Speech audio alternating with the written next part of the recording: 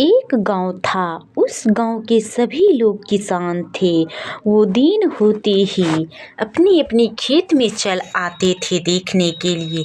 तभी ये दोनों खेत में आकर बोलता है, अरे काका, इस बार तो फसल बहुत अच्छी है। हाँ हाँ, इस बार तो फसल बहुत अच्छी है। चलो अब घर की तरफ चलते हैं। तभी ये रामू आकर अपनी पत्नी से बोलने लगता है, इस बार तो फसल बहुत अच्छी है। ये बात बोल ही रहा होता है, तब तक बहुत जोर जोर से बारिश होने लगती है। तभी ये आकर बोलता, लगता है कि इस बार तो सारे के सारे फसल खराब हो जाएंगे। ये क्या हो गया अचानक से। अब लगता है जाना पड़ेगा खेत की तरफ देखने के लिए। तभी वो खेत आ जाता है देखने के लिए।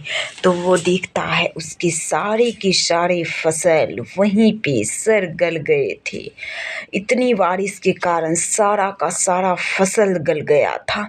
तभी ये बहुत उदास होकर गांव की तरफ आ जाता है और गांव के सभी लोग आपस में बातचीत करने लगता है कि अब क्या किया जाए ताकि इस फसल को बचा भी सके और कुछ धन अर्जित भी कर सके। तभी उसी में से रामू बोलता है, अरे काका, इस बार तो सारी फसल बर्बाद हो गए। अब अपन लोग कहाँ से खाना खाएंगे। तभी वो ये सब बात होने के बाद बहुत उदास होकर चल आता है घर और अपनी पत्नी से कहने लगता है, इस बार तो सारे के सारे फसल खराब ही हो गए। अब कहाँ से आएगा रुपया पैसा खाने के लिए। इस बार तो मेरा दिल ही टूट गया। अरे कह रहे थे कि बहुत फसल होगा, नहीं, ये तो बर्बाद हो गया। अब मैं क्या करूँगा। तभी वो गांव से दूर आ जाता है यही मुखिया के यहाँ और दोनों आपस में बातचीत करने के बाद घर की तरफ ये लौट आता है ये बेचारा, क्योंकि इसके सारे के सारे फसल जल चुके थे। तभी वो फिर से एक हाथ में कुदाल लेकर चल पड़ता है खेत की तरफ। वो समझता है कि अब लकड़ी ही थोड़ी सी बची हुई है, उसे काट लिया जाए और बाजार में जाकर बेच लिया जाए ताकि कुछ ना कुछ रुपया पैसा हो जाए जिससे मेरा घर परिवार चल सके। तभी उसी तरफ से एक ब्राह्मण गुजर रहा होता है। तभी ये ब्राह्मण बोलता है, बेटा, तुम यहाँ पर क्या कर रहे हो। तभी रामू बोलता है, क्या बताए बाबा, इस बार तो मेरा सब फसल जल चुका। आपको तो मैं बहुत कम रकम दे रहा हूँ। तभी बाबा बोलते हैं, खुश रहो बेटा, आनंद रहो तुम्हारा ये कष्ट एक दिन ना एक दिन खत्म हो जाएगा, ये मेरा वादा है। ये बात कहकर ब्राह्मण चल जाते हैं। तभी एक किसान रामू आता है घर पे। तो वो सोचने लगता है, फिर कल हो जाने के बाद वो खेत को देखने के लिए आ जाता है और खेत की तरफ जाने लगता है देखने के लिए। तभी उसके पैर में बहुत ज़ोर से दर्द होने के बावजूद भी वो चलना नहीं छोड़ता है। वो जल्दी से आ जाता है और वो देखता है तो एक बाज़ार में एक मार्केट लगा हुआ था। तभी ये मार्केट देखता है तो देखते ही रह जाता है, क्योंकि ये एक चोर मार्केट था।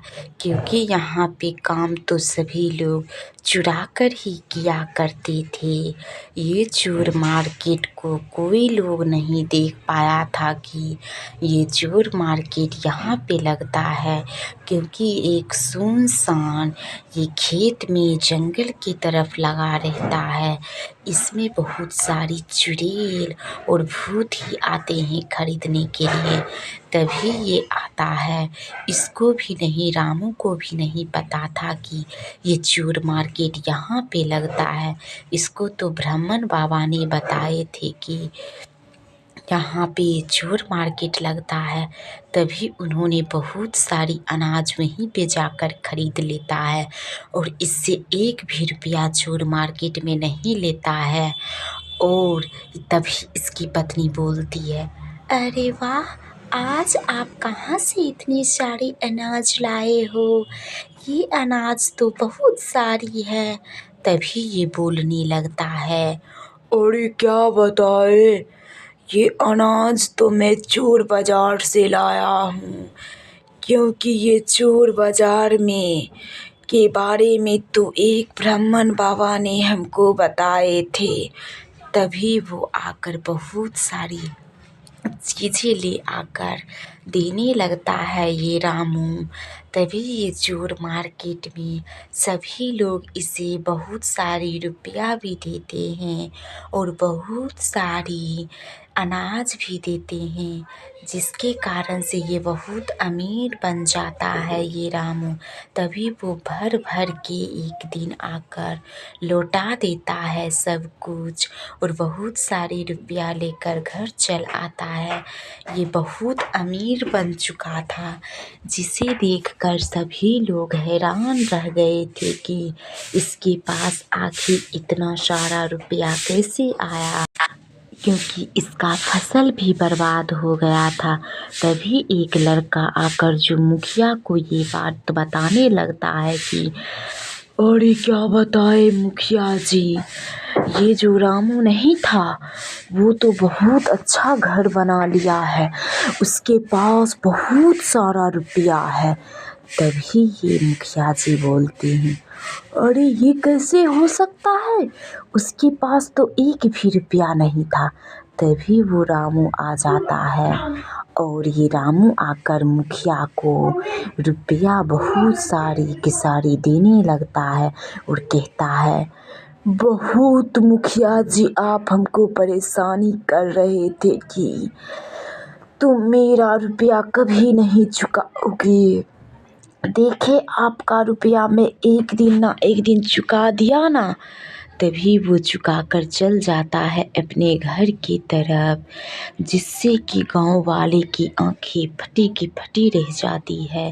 ये मुखिया जी की भी आंखें फटी की फटी रह जाती है। वो सोचने लगता है। तभी वो फिर से जंगल की तरफ ये निकल पड़ता है। तभी मुखिया जी धीरे धीरे से इसको पीछे करने लगता है कि आखिर ये रुपया कहाँ से लाता है।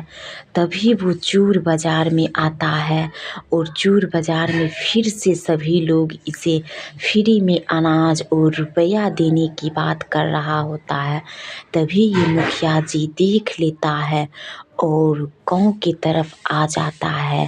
तभी वो मौका पाकर ये भी चोर बाज़ार की तरफ निकल पड़ता है। तो वो देखता है तो यहाँ पे कोई भी चोर बाज़ार नहीं लगा हुआ था, जिसके कारण ये मुखिया बहुत उदास हो जाता है और घर में आकर सोचने लगता है कि ये कैसे हो सकता है कि वहाँ पे तो मैं चोर बाज़ार देखा था और ये चोर बाज़ार यहाँ पे नहीं है, ये कैसे हो सकता है।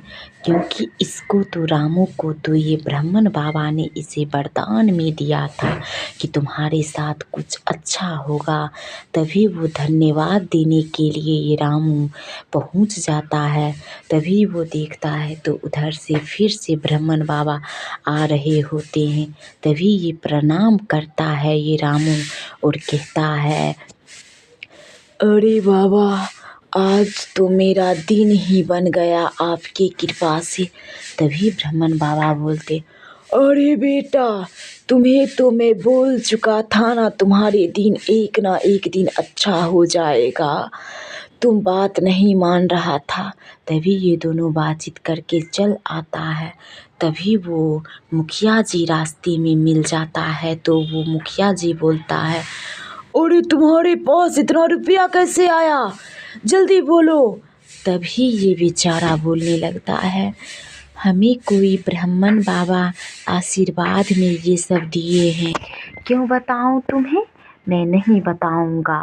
तभी ये मुखिया जी चल जाता है और रामू भी अपने घर की तरफ लौट आता है।